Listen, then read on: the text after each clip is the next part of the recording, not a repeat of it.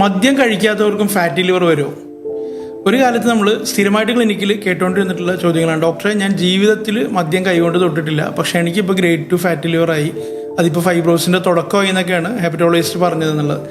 അപ്പം ഈ നമ്മുടെ ഇപ്പോൾ കേരളത്തിൽ നോൺ ആൽക്കഹോളിക് ഫാറ്റി ഹെപ്പറ്റോസിസ് എന്ന് പറയുന്ന ഈ വെള്ളം നമ്മുടെ ഡ്രിങ്ക്സ് കഴിക്കാതെയുള്ള വെള്ളവടി ഇല്ലാതെയുള്ള ഭക്ഷണത്തിലൂടെയും ഈ ജങ്ക് ഫുഡ് കൂടുതൽ കഴിക്കുന്നത് കൊണ്ടും വ്യായാമം ഇല്ലാതെയും പൊണ്ണത്തടി വന്നതുകൊണ്ടുമൊക്കെ മധുരം കൂടുതൽ കഴിക്കുന്നത് കൊണ്ടുമൊക്കെ വന്ന രീതിയിലുള്ള ഫാറ്റി ലിവറാണ് ഇപ്പോൾ കൂടുതലുള്ളത്.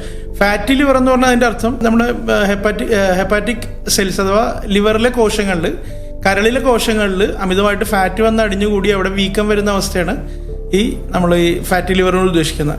അപ്പം ഇപ്പോൾ കൂടുതലായിട്ട് കാണുന്നത്, നേരത്തെയൊക്കെ വെള്ളോടിക്കാരിലായിരുന്നെങ്കിലും ഇപ്പോൾ കൂടുതലായിട്ട് കാണപ്പെടുന്നത് നമ്മുടെ ലൈഫ് സ്റ്റൈലുമായിട്ട് ബന്ധപ്പെട്ടിട്ടുള്ള നോൺ ആൽക്കഹോളിക് ഫാറ്റി ലിവറാണ്. ഈ നോൺ ആൽക്കഹോളിക് ഫാറ്റി ലിവറിൻ്റെ ഒരു പ്രശ്നം, അല്ലെങ്കിൽ ആൽക്കഹോളിക് ആണെങ്കിലും അങ്ങനെ തന്നെയാണ്, നമുക്ക് വലിയ സിംറ്റംസ് ഒന്നും ഇതിൽ കാണൂല എന്നുള്ളതാണ്.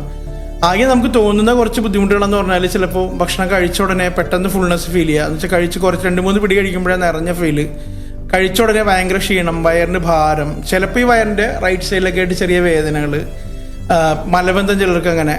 അപ്പം അങ്ങനെയുള്ള ചെറിയ ചെറിയ കാര്യങ്ങളെ കാണുകയുള്ളൂ. പിന്നെ കൂടുതൽ രോഗികളും എന്തെങ്കിലും റൊട്ടീനായിട്ടുള്ള ചെക്കപ്പുകളൊക്കെ ചെയ്യുന്ന സമയത്തോ അല്ലെങ്കിൽ വേറെ എന്തെങ്കിലും അക്യൂട്ട് സെസ്സുകളൊക്കെ വരുന്ന സമയത്ത് അവർ ബ്ലഡ് ചെക്ക് ചെയ്യണ സമയത്ത് SGOT SGPT കൂടുതൽ കാണുമ്പോഴാണ് ഡോക്ടർമാരുടെ അടുത്ത് പോകുന്നത്, ഇങ്ങനെ വേരിയേഷൻസ് കണ്ടു എന്ന് പറഞ്ഞ്. അപ്പം ഇത്തരത്തിലുള്ള ഞാൻ നേരത്തെ പറഞ്ഞ ലക്ഷണങ്ങൾ, നമുക്ക് എപ്പോഴും ക്ഷീണം തോന്നുക, ഭക്ഷണം കഴിച്ച ഉടനെ നിറച്ചില്ല, ഗ്യാസ് ട്രബിൾ ഇങ്ങനെ റിപ്പീറ്റഡ്ലി വരിക, അങ്ങനെയൊക്കെയുള്ള ബുദ്ധിമുട്ടുകൾ, വയറിൻ്റെ റൈറ്റ് സൈഡിലായിട്ട് വേദനയുണ്ട്.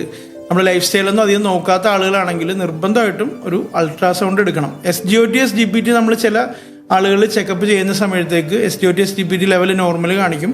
പക്ഷേ നിങ്ങൾ ലൈഫ് സ്റ്റൈൽ ശ്രദ്ധിക്കാത്ത ആളുകളാണെങ്കിൽ നിർബന്ധമായിട്ടും ഒരു അൾട്രാസൗണ്ട് സ്കാൻ നിങ്ങൾ എടുത്ത് നോക്കണം. അൾട്രാസൗണ്ട് സ്കാനിലാണ് നമുക്കിത് എത്രത്തോളം ഉണ്ട് എന്നുള്ളത് മനസ്സിലാവുള്ളൂ. ഗ്രേഡ് 1 ഫാറ്റി ലിവർ നമുക്ക് കുറച്ച് ശരീരമുള്ളവർക്ക് തന്നെയും അല്ലെങ്കിൽ ഉറക്ക പ്രശ്നമൊക്കെ ഉള്ളവർക്കൊക്കെ കാണാറുണ്ട്. പക്ഷേ ഗ്രേഡ് 1 കൂടുതൽ ഫാറ്റി ലിവർ കാണിക്കുന്നുണ്ടെങ്കിൽ നിർബന്ധമായിട്ട് നിങ്ങൾ അതിൻ്റെ ട്രീറ്റ്മെൻറ്റ് എടുക്കണം. ലൈഫ് സ്റ്റൈലിൽ കർക്കശ ബുദ്ധിയോടുകൂടി തന്നെ നിങ്ങൾ കാര്യങ്ങൾ മുന്നോട്ട് കൊണ്ടുപോകണം. എന്ന് വെച്ചാൽ ജങ്ക് ഫുഡ് ഒഴിവാക്കുക, പഞ്ചസാരയും ഈ ആവശ്യമില്ലാത്ത പുറത്തുനിന്നുള്ള ഭക്ഷണ സാധനങ്ങളൊക്കെ കുറയ്ക്കുക. അതുപോലെ തന്നെ ഇമ്പോർട്ടൻ്റ് ആണ് നേരത്തെ ഉറങ്ങുക എന്നുള്ളത്. ഇതെല്ലാം ചെയ്യാനുണ്ട്, പക്ഷേ നിങ്ങൾ രാത്രി നേരത്തെ ഉറങ്ങണില്ല എന്നുണ്ടെങ്കിലും ഫാറ്റി ലിവർ കുറയൂല. അപ്പോൾ ഈ കാര്യങ്ങൾ നിർബന്ധമായിട്ട് ശ്രദ്ധിക്കുക. നമ്മൾ നല്ല പച്ചക്കറികളും ഇലക്കറികളും ഒക്കെ കൂടുതലായിട്ട് കഴിക്കുകയും വേണം. ഉള്ള റെഡ് മീറ്റൊക്കെ കുറയ്ക്കുക. കോഫി പൊതുവെ ഈ ഫാറ്റി ലിവർ കുറയ്ക്കുന്നതിന് ഹെൽപ്പ് ചെയ്യുമെന്നുള്ള ചില പഠനങ്ങളൊക്കെ ഉണ്ട്. അപ്പോൾ എന്ന് വെച്ചാൽ കുറേ കോഫി കുടിക്കണമെന്നല്ല, പക്ഷേ ഇടയ്ക്ക് കോഫി, കട്ടൻ കാപ്പി, മധുരം ഇല്ലാതൊക്കെ കുടിക്കുക. അപ്പം ഈ പറഞ്ഞ കാര്യങ്ങളൊക്കെ ശ്രദ്ധിക്കുക. നിങ്ങൾ ഈ അടുത്ത് എപ്പോഴെങ്കിലും ഈ ഫാറ്റി ലിവറായിട്ട് ബന്ധപ്പെട്ട SGOT SGPT ടെസ്റ്റുകളൊക്കെ ചെയ്തിട്ടുണ്ടോ? അങ്ങനെ ചെയ്തിട്ടുണ്ടെന്നുണ്ടെങ്കിൽ നമുക്കൊന്ന് കമൻറ്റ് അടിക്കുക. നിങ്ങൾ ചെയ്തിട്ടില്ല എന്നുണ്ടെങ്കിൽ നിങ്ങളൊന്ന് ചെയ്ത് നോക്കണം. ഞാൻ നേരത്തെ പറഞ്ഞ പോലെ ലൈഫ് സ്റ്റൈൽ ശ്രദ്ധിക്കാത്തവരാണെങ്കിൽ ഏതെങ്കിലും ഡോക്ടറെ കണ്ടിട്ടോ ഒക്കെ ഒരു അൾട്രാസൗണ്ട് സ്കാൻ ചെയ്യാം.